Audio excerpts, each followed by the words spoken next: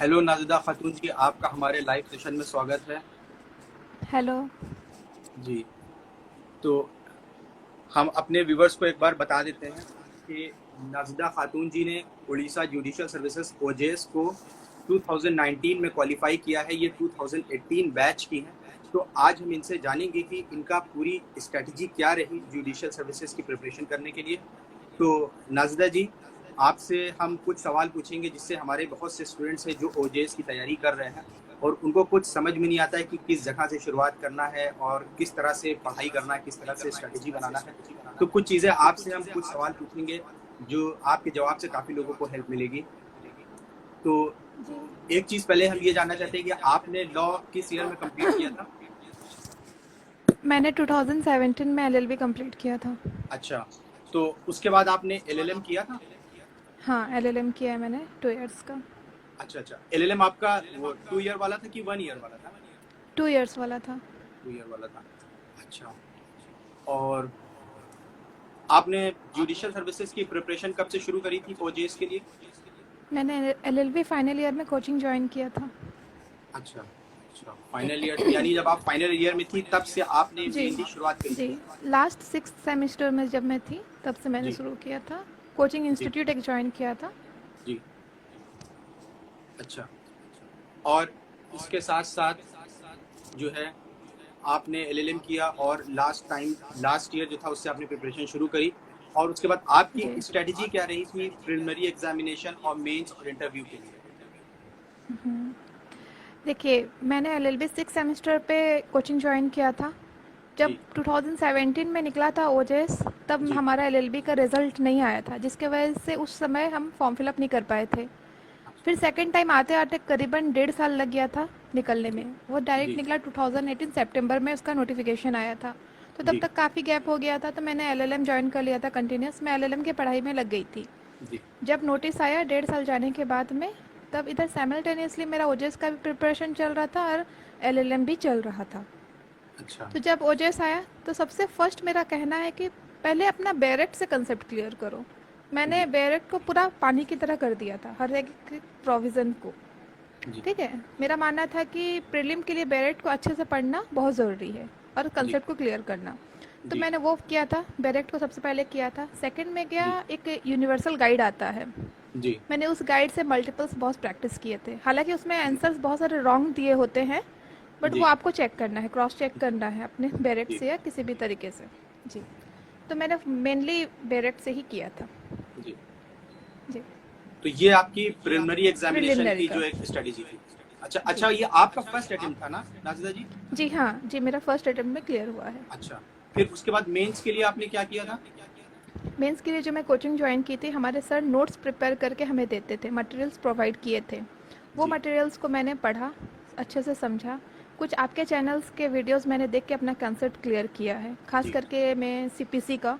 CPC जी खास करके मेरा कंसेप्ट बिल्कुल क्लियर नहीं था प्रीलिम तक। प्रीलिम जी के बाद ही कहा जाएगा कि मैं सीपीसी पढ़ना स्टार्ट की थी। जी सीपीसी का सारा कंसेप्ट आप ही कैसे मैंने क्लियर किया, और मेरे सर जो नोट्स प्रोवाइड किए थे उसमें से कुछ नेट से मैंने विकिपीडिया सर्च करके भी बहुत सारी चीज़ें, नोट्स अपने खुद के प्रिपेयर किए। जी यूनिवर्सल गाइड में भी बहुत सारे अच्छे क्वेश्चन आए थे। और एक चीज़, उड़ीसा जी जुडिशरी में लास्ट 10 ईयर्स के क्वेश्चन मैंने निकाला, एनालिस जी। किया कि कौन सा रिपीट हो रहा है, कौन सा नहीं, किस तरीके के क्वेश्चन आ रहे हैं। मैंने उस पर बहुत स्टडी किए हैं और उस अच्छा हिसाब से मैंने मेन का प्रिपरेशन किया था। अच्छा अच्छा। अच्छा, मतलब कि अगर जो ओजेएस के अगर प्रीवियस ईयर के क्वेश्चन पेपर के ऊपर अगर फोकस किया जाए और उनको एनालाइज किया जाए अच्छे से, जी। तो मतलब कि जी। काफी चीजें उसी से क्लियर हो सकती है कि किस हिसाब से जी। मेंस का पैटर्न होगा। जी। जी। बहुत सारे क्वेश्चन हैं जो रिपीट होते हैं, जी। इम्पॉर्टेंट चीज़ सब। वो मतलब उड़ीसा जुडिशरी में है कि बहुत सारी अच्छा, तो चीज़ें मतलब रिपीट होती हैं। कहीं ना कहीं ये चीज कर सकते हैं कि जैसे जो सबसे इम्पोर्टेंट जो टॉपिक्स हैं सबसे पहले उनको तैयार जी। करके आदमी एक बार एक सेफ जी। साइड में आ जाए, जी। जो पुराने कर प्रीवियस सकते ईयर के हैं। क्वेश्चन पेपर से मिलते हैं, पता चलते हैं। जी। जी। ये ये किया जा चीज़ आप सकता कर है। सकते हैं ऑप्शनल पेपर के लिए।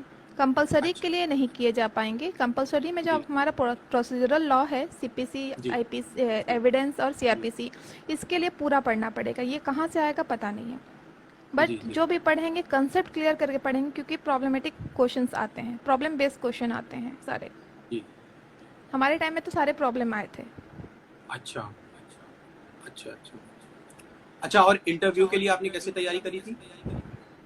इंटरव्यू के लिए मैंने कुछ खास ऐसे नहीं किया था, मतलब यहाँ पे हमारा ओडिया बहुत ज़रूरी है, तो ओडिया लैंग्वेज को मैंने अच्छा ही रखा था, अगर इनके इंटरव्यूअर जो हैं ओडिया में अगर पूछते हैं तो मैं अच्छे से जवाब दे पाऊँ। बाकी कॉन्स्टिट्यूशन का रिसेंट केस लॉज जजमेंट वो सब पे मैंने ध्यान दिया हुआ था, जो कि मुझसे पूछा गया था इंटरव्यू में। जी। एंड बाकी जो पढ़ा था उसी के ऊपर ही, क्योंकि ये आपका नॉलेज टेस्ट नहीं है, वो पर्सनालिटी टेस्ट है। किस तरह अच्छा। से आप नर्वस बिना हुए वहाँ पे जवाब दे सकोगे, बस वो चीज़ है। अगर नहीं भी आता है तो किस तरह से उनको मना करोगे, बस यही सभी इंटरव्यू के लिए प्रिपरेशन किया था मैंने। अच्छा। अच्छा। जी। अच्छा, मेंस राइटिंग में क्या मेंस राइटिंग का बहुत असर पड़ता है? मतलब आपकी मेंस राइटिंग की किस तरह से स्ट्रेटेजी थी? आप मेंस राइटिंग कैसे करती थी? आप मतलब जैसे 5 नंबर का क्वेश्चन पूछा गया, एक स्टूडेंट की ये भी बहुत क्वेरी रहती है कि 5 नंबर का अगर क्वेश्चन पूछा गया है खासकर ओजेएस में तो कितना लिखें, 10 नंबर का क्वेश्चन पूछा गया है तो कितना लिखें, ये चीज कैसे मैनेज करी जाती है? बता रही हूँ मैं, मैटर नहीं करता आप कितना लिखे मार्क वाइज, ठीक है, उतना मैटर नहीं करता है, हाँ थोड़ा बहुत करता है बट उतना नहीं। जो क्वेश्चन पूछा है उसी को रिएक्ट करें और उसमें जितना आंसर बन रहा है लिखिए, यही है। अच्छा। अच्छा। अच्छा। अननेसेसरी अच्छा। आंसर करने का ज़रूरत नहीं है 5 मार्क्स में। और जी। जरूरी नहीं है कि 10 मार्क्स है तो हमें पूरा पेपर भरना पड़ेगा, हमारे 25 मार्क्स के भी आते थे कि क्वेश्चन।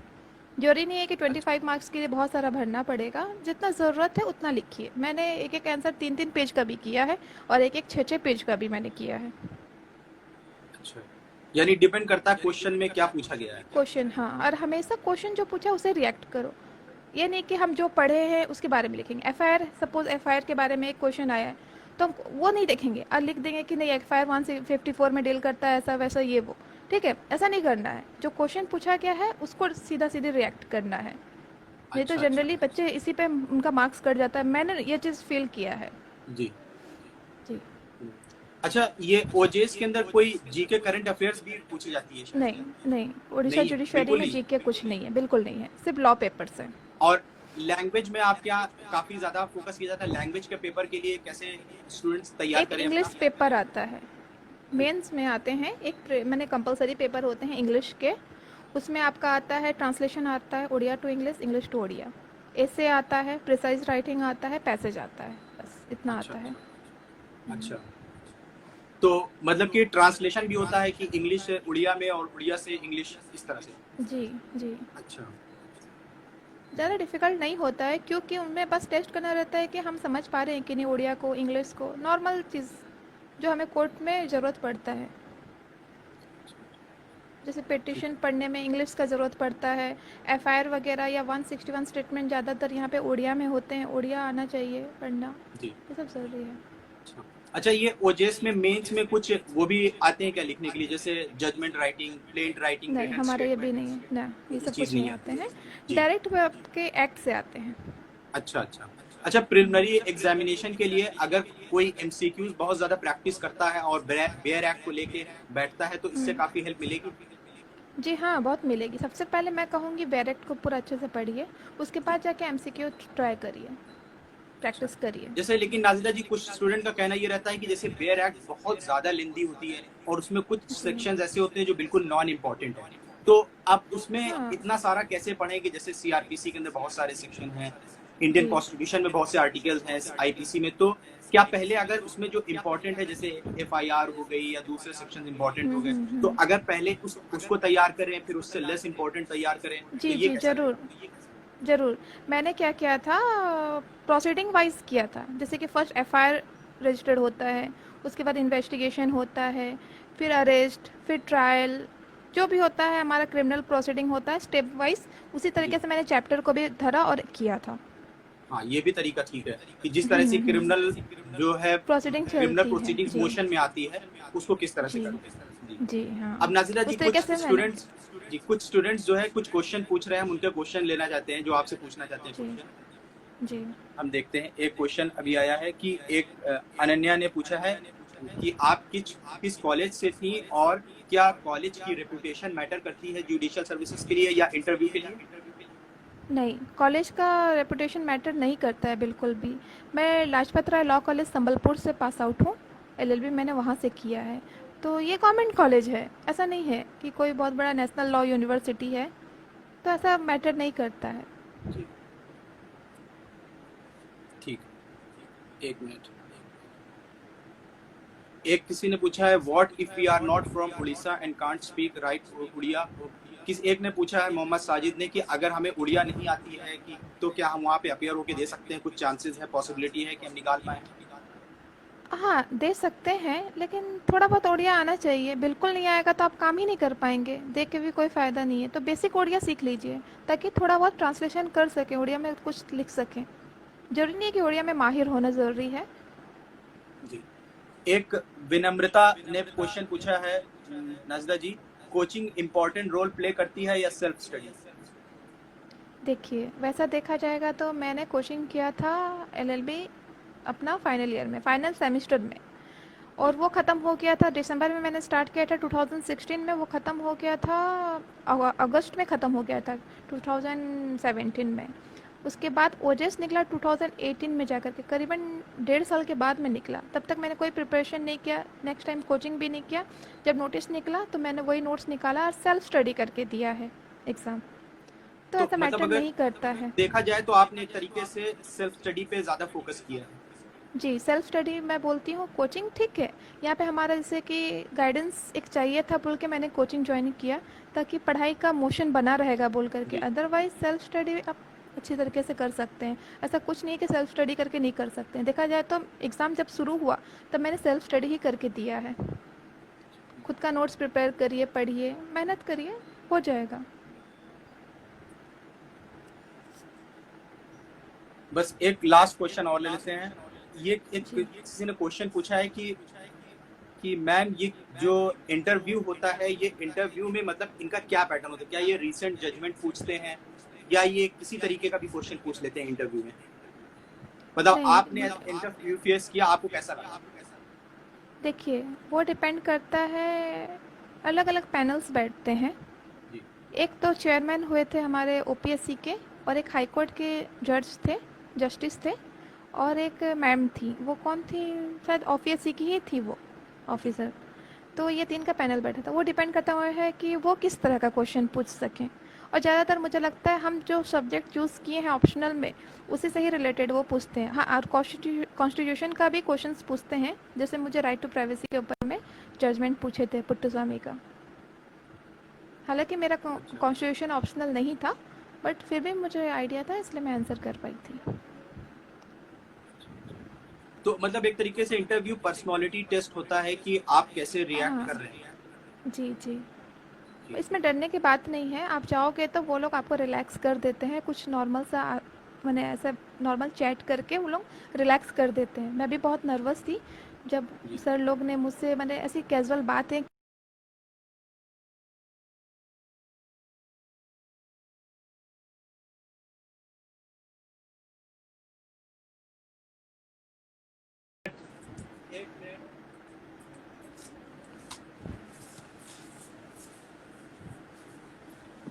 हमें सुन पा रही है, मेरी लाइट चली गई थी घर की जी जी और इत्तेफाक से इन्वर्टर जो है कनेक्ट नहीं हुआ।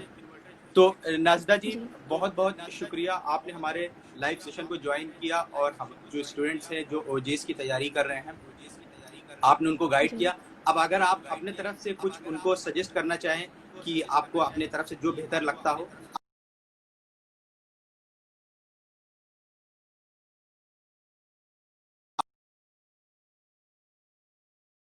आप हमें सुन पा रही हैं।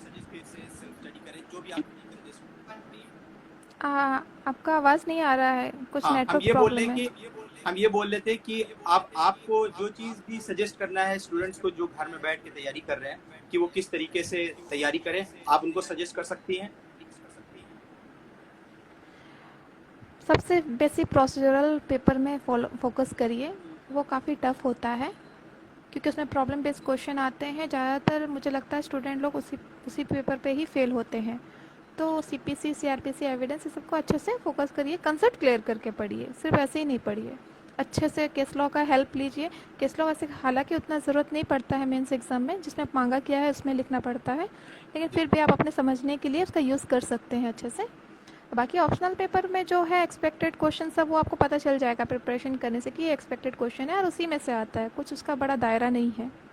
तो आप वो अच्छा कर अच्छा। सकते हैं। और बार बार पढ़िए, रिपीट करके पढ़िए। ऐसा लगे कि आपको पढ़ चुके हैं, आपको याद है, पूरा अच्छे से याद है, फिर भी उसको बार बार पढ़िए, रोज़ पढ़िए, क्योंकि 2-3 दिन भी आप रुक जाएंगे तो भूल जाएंगे, एग्ज़ाम के टाइम भूल जाएंगे।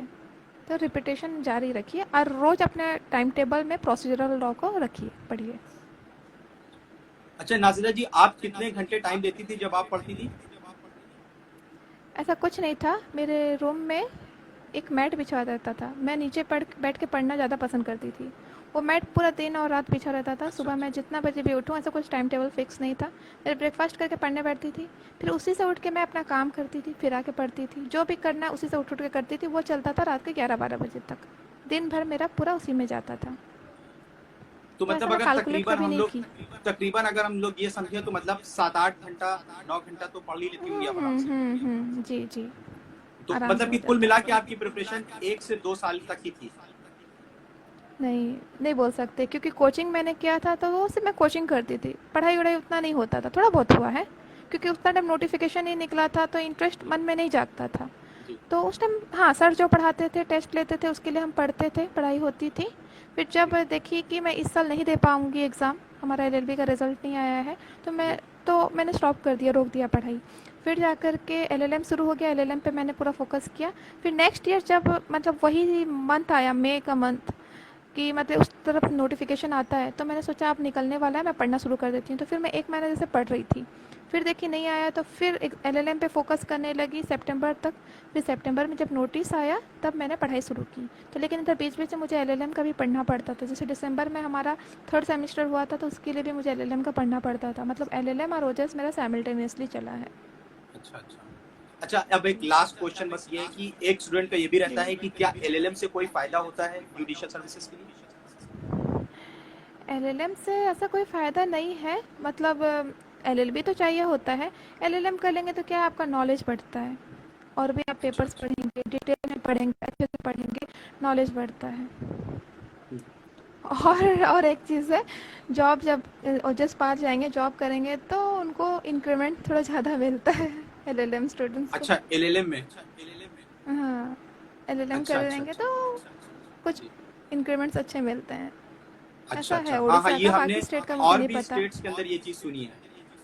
हाँ जी, हाँ। ये यूपी में भी बस ऐसा ही यही है? है, ये है, और अच्छा। नॉलेज है, अच्छा है, एलएलएम कर लेना भी, जी मास्टर्स डिग्री ले लेना भी अच्छा है।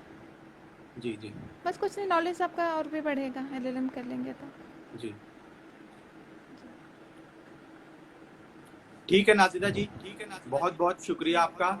आपने जी हमारे लिए टाइम निकाला और हमें ज्वाइन किया लाइव सेशन में, और जो स्टूडेंट्स हैं इससे बहुत लोगों को फायदा होगा आपकी इन बातों से। बहुत बहुत जी शुक्रिया आपका। और कभी जी इंशाअल्लाह वक्त मिलेगा तो आगे भी आपको ज्वाइन करेंगे, जी, आपसे पूछेंगे। इंशाल्लाह। अगर आपके पास वक्त होगा तो जी आप जरूर गाइड करिएगा हम लोगों को। जी, ज़रूर ज़रूर, इंशाल्लाह। जी। ज़रूर। ठीक है नाजिदा जी। जी, ठीक है। ठीक है जी। अस्सलाम अल्लाह वालेकुम। हाफिज़। अल्लाह वालेकुम हाफिज। अस्सलाम।